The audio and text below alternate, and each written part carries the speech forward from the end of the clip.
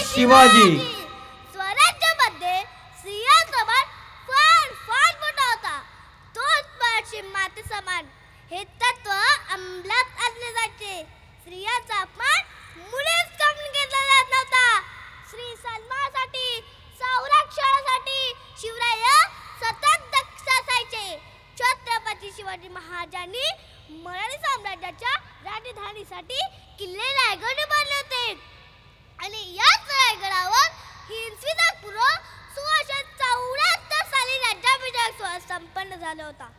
रायगडात दरवाजाखेरीज कोणताही येण्याचा मार्ग नव्हता असं म्हटलं जायचं। गड दरवाजे बंद झाले की वरतून खाली जाईल ती फक्त पाणी आणि खालीच वाढती जाईल ती फक्त हवा। मात्र या गोष्ट अव्वल एक स्त्री ठरली जिचं नाव होतं हिरकणी। एकदा कोजागिरी पौर्णिमेच्या दिवशी गडाच्या पायथ्यात असलेल्या वाडीतील काही गवळणी दूध घेऊन गडावर गेल्या। त्यात हिरकणी नावाची गवळण होती। हिरकणीचे बाळ खूपच लहान होते। हिरकणी गडावरून दूध विकून खाली जाण्यासाठी उशीर झाला आणि पाहते तर काय, गडाचे दरवाजे बंद झाले। हिरकणी गडकरांना गडाचे दरवाजे उघडण्यासाठी 7 तास लागत होती, पण गडकरांनी नकार दिला। त्यानंतर हिरकणीने बाजीची तो कडा उतरून खाली जाण्याचा निर्णय घेतला। अंधारात कडावरून खाली जाणे म्हणजे जीव पणाला लावण्याच्या बरोबरचे होते, कारण सर्वत्र खुललेल्या दाट झाडे झुडपे आणि त्यात अंधार। पण बाळाच्या प्रेमापोटी ह्या मातेने निर्णय घेतला। खाली पोहोचेपर्यंत मात्र सभोवतालच्या झाडा झुडपांमुळे अंगावर अनेक ठिकाणी ओरबडल्याने रक्त आले होते।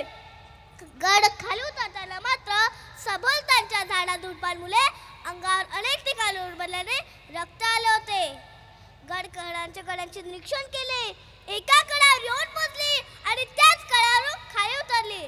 बाळाच्या भेटीने जो आनंद त्या आईला झाला तो मात्र जखमाच्या वेदनेपेक्षा कितीतरी पटीने जास्त होता। या कडक अंधारात हिरकणीने तो जीवघेण्या कडा उतरून बाळापाशी आली। दुसऱ्या दिवशी गडकरांनी महाराजांना ही कथा सांगितली। महाराजांनी हिरा शोधायला सांगितले। हिरा पूर्ण गडात सापडला नाही।